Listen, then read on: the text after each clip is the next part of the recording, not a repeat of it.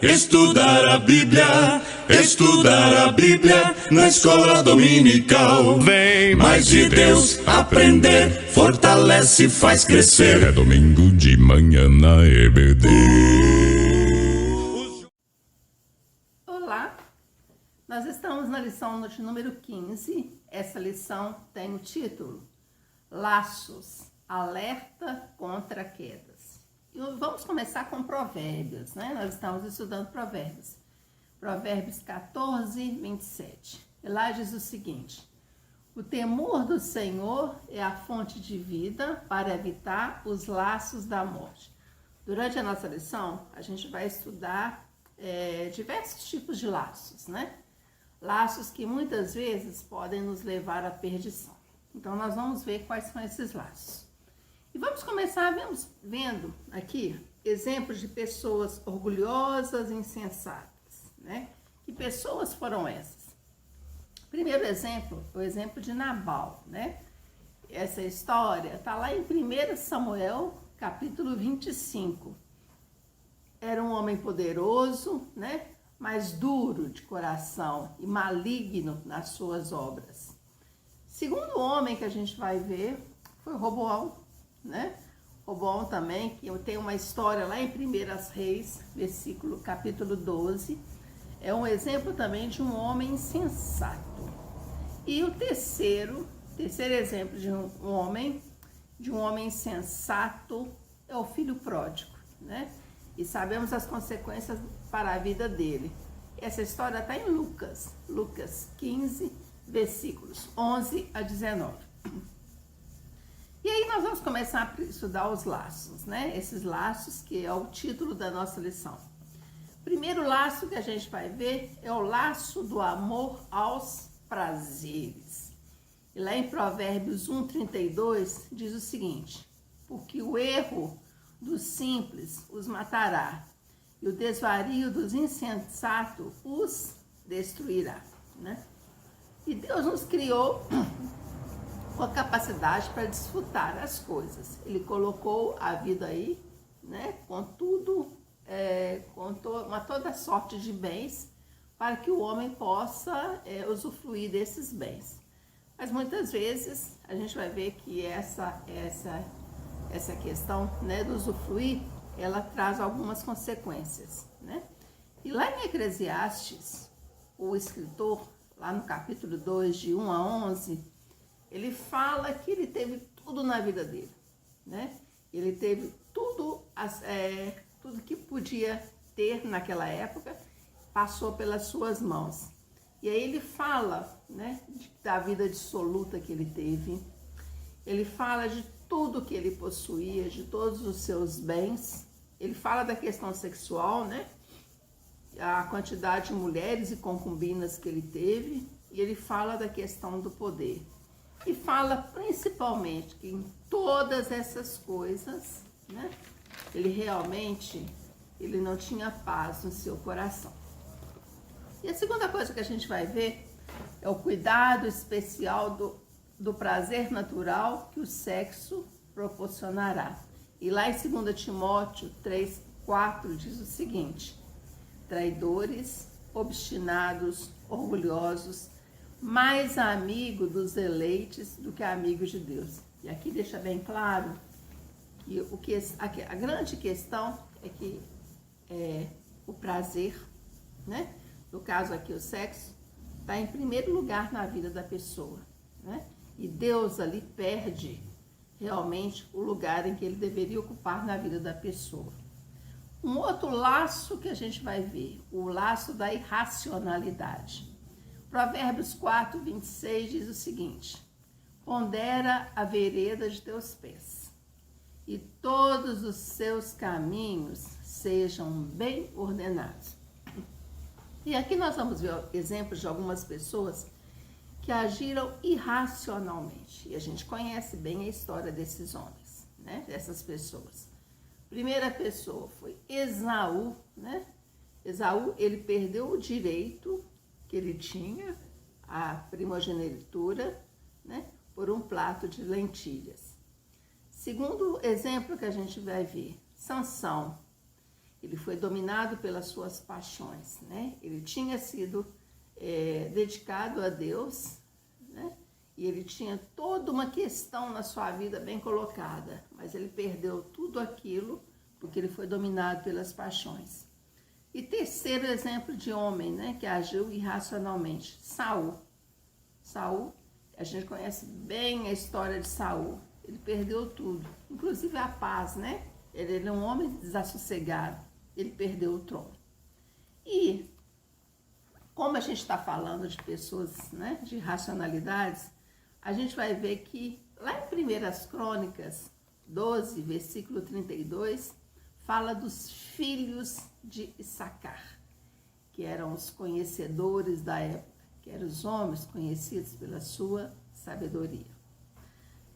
Terceiro laço que a gente vai ver, o laço da fraude e da desonestidade. Provérbios 21:6 diz o seguinte: trabalhar com a língua falsa para juntar tesouros e vaidade que conduz àqueles que buscam a morte. É um outro laço que a gente vai ver, né? Das pessoas que fazem de tudo, usam de todos os meios para ajuntar tesouros, né?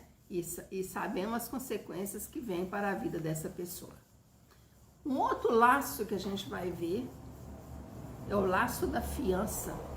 E é interessante que Provérbios 6, de 1 a 5, deixa bem claro lá o seguinte: não assumir responsabilidade pelas dívidas dos outros. E lá fala das consequências, inclusive.